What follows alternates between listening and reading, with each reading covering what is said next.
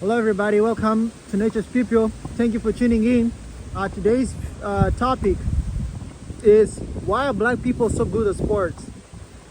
Uh, well, first and foremost, one of the things I have to say is that being good at sports is not a specific thing of a race. It's an individual thing that has to do with the person's genetics, the mental sharpness, responsiveness, speed and all that. Well, now talking about sports, I can get into the sports in the US, starting from NBA, National Basketball Association, which comprises a staggering 70.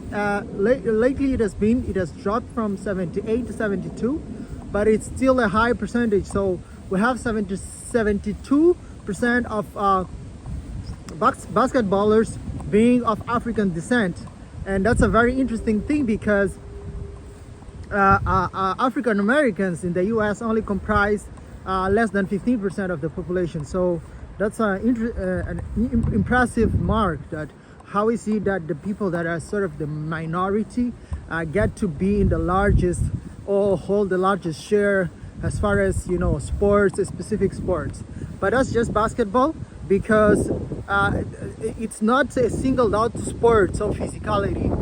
If you talk about powerlifting, the best powerlifters are of Scandinavian descent. So depending on the sports, people have their capability or their strength. So now diving deeper, one of the things I want to explain is that most of the sports are dominated of people of African descent. That has nothing to do with race. That has nothing to do with the fact that black people are stronger or more resistant or more robust. Nothing to do with that. What I want to explain is how the selectiveness of genes in the African continent plays a vital role in survival in certain communities. All right. So for that, I have to describe how are the genetics of Africa, what are the racial groups, and what activity suits better to each racial group. All right, starting off in the north, we have the North Africans. They're also called white Africans in Africa, but they're not necessarily white. They're sort of Arabs and Berbers. They have all these mixtures. These people have a very high adaptability as far as resistance to heat and extreme temperatures, because they live in a very arid and desertic area. But they're not they don't hold a high share as far as attainment in sports. So I'll move further down into sub-Saharan Africa.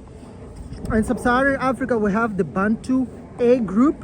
The Bantu A group are the groups that are comprised of the tribes such as Uruba, Igbo, Ashanti, all these tribes, the Wolof of Senegal. All these tribes have a sort of double-edged sword.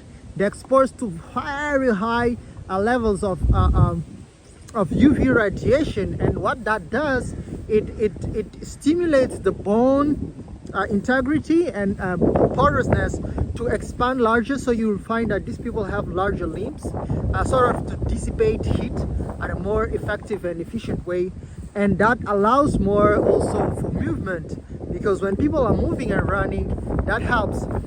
That's why if you are to trace the ancestry of one of the, if not the fastest man that ever existed and exists till today, Usain Bolt of Jamaica, you'll find that he traces his roots to West Africa. So that's interesting. Now moving forward, as we move to the east or the middle, in the Congo rainforest, we have the Pygmies. They are also comprised of the Bantu P group. The Pygmies and the Congos, the Bakongo, they have really robust genetics, but it's still arguable either the Bantu A of West Africa or the Bantu P of the Congo are the strongest.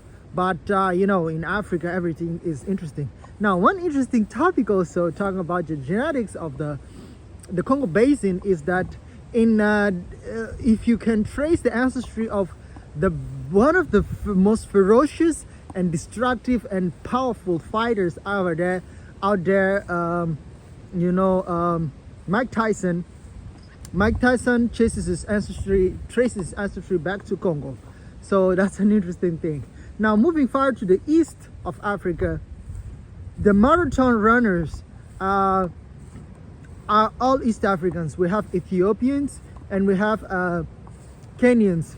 Why is that? One of the things that explains that is probably because in East Africa they have a higher range of mountainous regions, and one of the mountainous regions are that there's a high exposure of UV, but also low atmospheric pressure and higher and lower oxygen availability. So you have their lungs are sort of adapted to survive better, or to withstand very long, extreme or extended periods of oxygen deprivation. Well, moving farther to the south, we have the Khoisans. We have the Nilotics also in East Africa, but the Nilotics are I don't want to explain the genetics of the Nilotics because it's sort of related to the speed and all that the withstand of high marathon runs. Further down we have the Khoisans. The Khoisans have evolved to go. So here's the thing about the human body. A human body or a person can stay up to 10 days or up to 3 days maximum without water. But then the Khoisans of sub-Saharan Southern Africa, they can go up to 11 days without water in their system, without consuming any water. So that's interesting. That's interesting. Now, what do I want to summarize about that? What I want to say is that one of the things that makes black people, in particular black people or people of African descent, is one single thing. It has nothing to do with superiority or better genes or gene selectiveness. No, the only thing that justifies African supremacy as far as sports goes is the fact that within Africa, the genetic diversity, it's staggering. It's so diverse. The genetic diversity within Africa is so diverse and so strong that if you were to take an individual, say for example from Spain, and another one from Mongolia, or someone in Hainan, China, they would be genetically more similar than a group that is 400 kilometers apart within the African continent.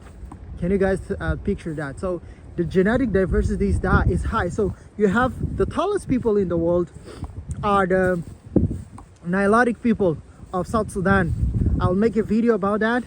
And the shortest people in the world are the pygmies of the Congo Basin.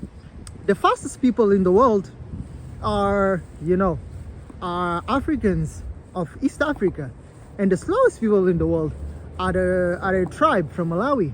The people with bigger eyes are in Africa. The smaller eyes are in Africa. So all these things are pile up and make this sort of concept justified or justifiable. Now moving further into the topic, I want to say that